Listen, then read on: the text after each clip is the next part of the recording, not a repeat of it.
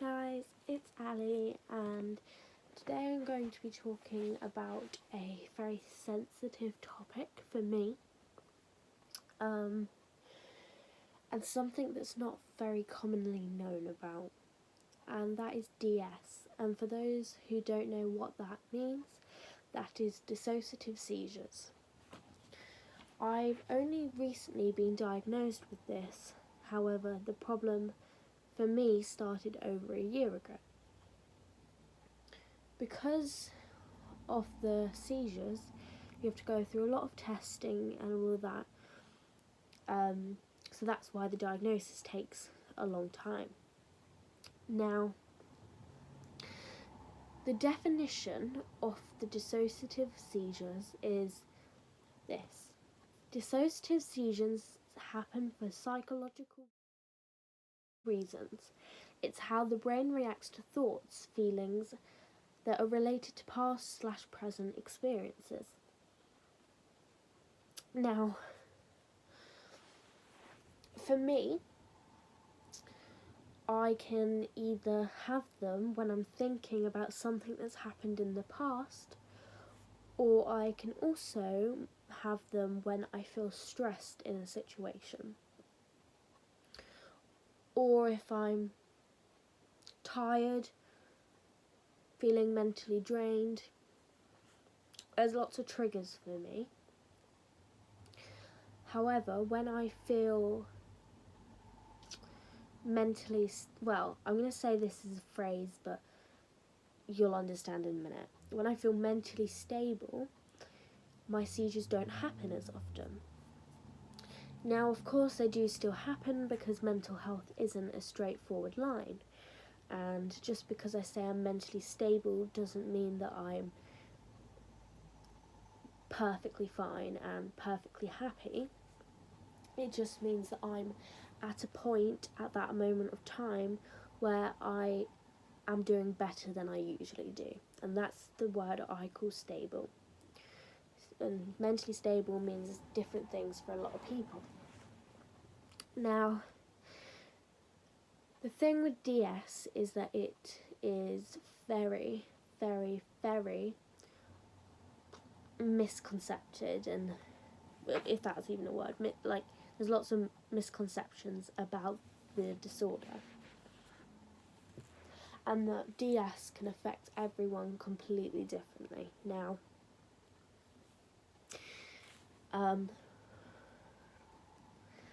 one huge misconception about dissociative seizures is that the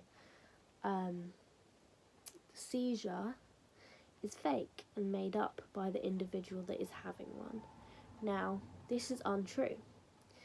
Although it's not a seizure in terms of the brain activity like epilepsy is, it's the way of the brain rebooting, and basically your brain can't cope with the emotion that you're feeling, and therefore it starts to shut down.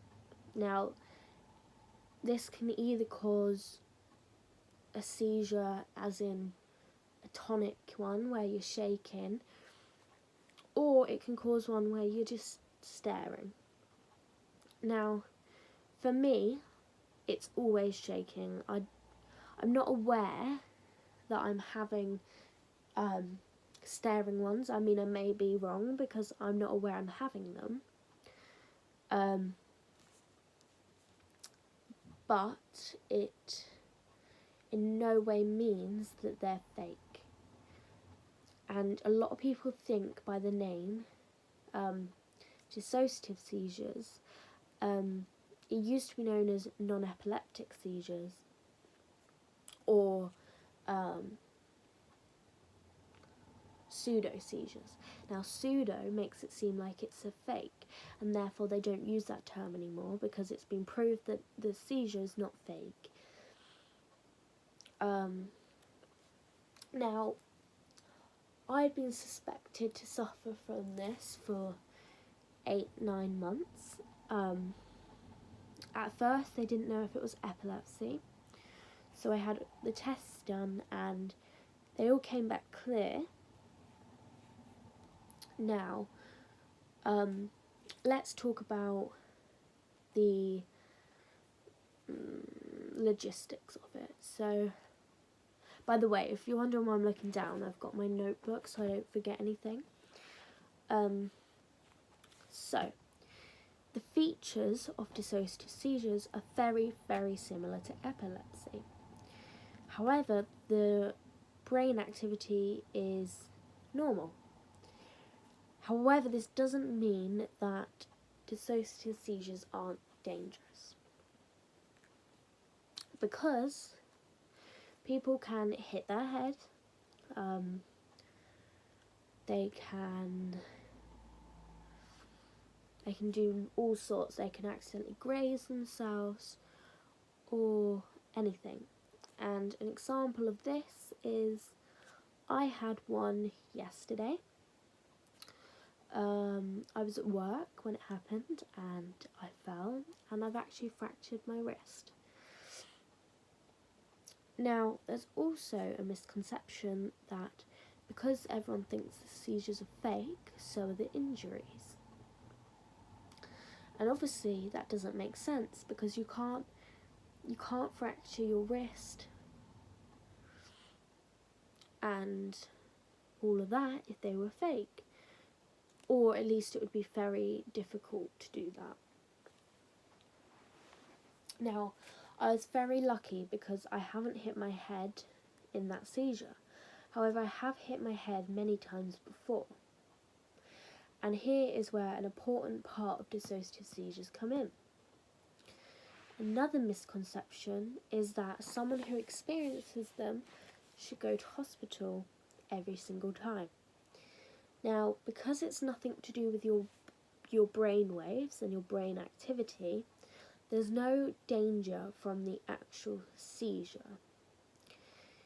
The main danger is the environment in which you have one. So, if you're on stairs or on a road or in a small confined area where you can hit yourself off and that. But if I've had plenty of seizures where I have already been sat or already been in my bed, and therefore I don't need to go to hospital because I recover in bed and I haven't injured myself. Now, yesterday I had an ambulance called because people weren't aware if it was epileptic or dissociative. And most of them didn't know what dissociative seizures were, and therefore they thought, it's epilepsy, we need to get an ambulance. When the ambulance arrived, it was a few minutes after I think I came out of it, and they did some quick checks, and they basically were worried I hit my head because I had a really bad headache, and therefore they sent me to A&E in an ambulance. Now, they thought that where I'd fallen on my wrist, they thought it was just hurting a little bit, as it wasn't my main pain at that moment in time. And then, after the shock from coming out of it, my wrist started really hurting, and the wait in A&E was maybe 6 hours. So I went to leave, but the ambulance crew member had another look at my wrist and said, no, that needs to be x-rayed. And lo and behold, it was fractured. Now, that's enough about that, because I'm raising awareness and also telling you how it affects me. And another thing I want to talk about is the symptoms of a dissociative seizure. Not as in what could be it, but like the physical, I don't know what to call them, physical effects of having one. So, makes you very sleepy, and it makes you quite achy, and it can take 10 minutes or maybe 3 days to feel better. However, from the times I've had seizures and ambulance people attend, almost every time I've had an increased heart rate, an increase in temperature, and what was the other thing? And a high blood pressure. Now, not dangerously high to the point that I'm gonna die, but to the point where they were a bit concerned. And obviously, their concern wasn't really bad, but obviously it gets marked down. So my temperature was 38 degrees, and my normal temperature is between 36.5 and 37. So it wasn't raised by that much, but it was raised by a degree. And therefore they just wanted to check I hadn't had any infections or all of that. My heart rate was quite increased, but that's pretty normal when your body has a fit, and the same with your blood pressure. But although it's not an epileptic seizure, you can still have those symptoms regardless. You can still have the symptoms of like being really tired and all of that, because emotionally your brain needs to reboot. There's a lot of treatments for dissociative seizures. However, they're mainly therapy to learn to deal with the emotions, medication for mental health, to help stop the previous thoughts about sorry, I keep saying I just did it again. It's basically to, I forgot what I was saying now because I keep trying not to say oh my gosh, I said it again. Oh no, and again. Right. I forgot what I was saying. Well done me.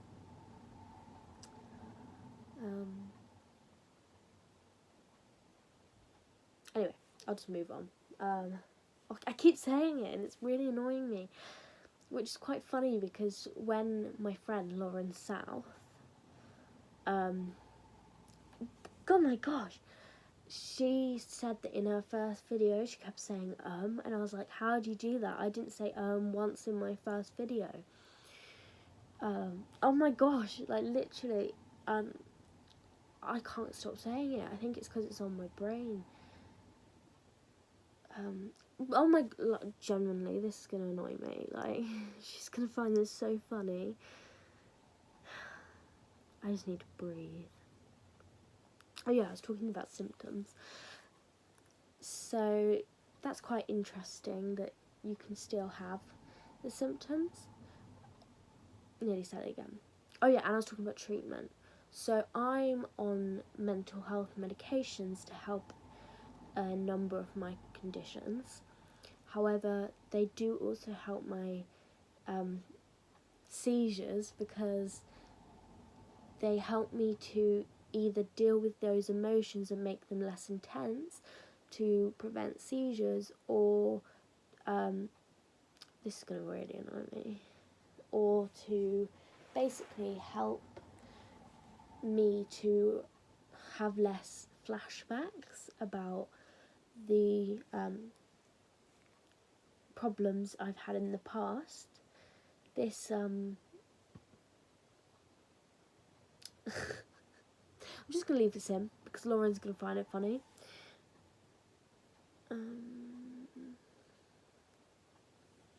Yeah, so I'm on quetiapine and sertraline, and quetiapine helps with my dissociative episodes. Now, dissociative episodes are completely different to dissociative seizures. So I may do a video about my dissociative episodes in the next coming weeks, as that's also a massive part of what I live with on the daily. Now, my seizures get a lot worse when my mental health is really bad. And this can be tricky because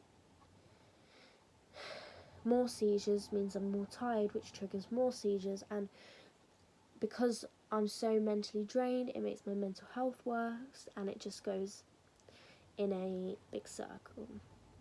Now, I wanted to film this video because it's something I struggle with on a daily basis. And I also think there's little understanding and loads of misconceptions about the disorder. So for the end of this video, I'm just going to say the misconceptions. So 1, that it's fake, not true, completely real. Sometimes people remember the whole thing going on, but they can't communicate. Other people don't know what's going on. Now, another misconception is that they need to attend hospital every single time, which they don't unless people physically hurt themselves. And another misconception is that all injuries from dissociative seizures are fake, because people don't believe that the seizures are real, and therefore the whole situation is sometimes classed as fake. Now, I don't know anyone personally who also has this condition, but I do know that there are a lot of people that suffer with it, and I just want to show awareness that this is real and this is real life, and it deserves as much treatment as epileptic seizures, because it's just as mentally draining, it's physically draining, it affects the daily life, it affects my work, it affects my school, it affects, college, and it affects my friends, because they have to deal with the possibility that they have to help me if I have a seizure. And just to show that they are dangerous, I'm going to post a few photos after this clip. Basically, one of my wrist, which is broken, and then I'm going to show some of the times that I've hit my head accidentally while having a fit. So yeah, if you'd like to hear me talk about my dissociative episodes, then please leave a comment and a like and subscribe.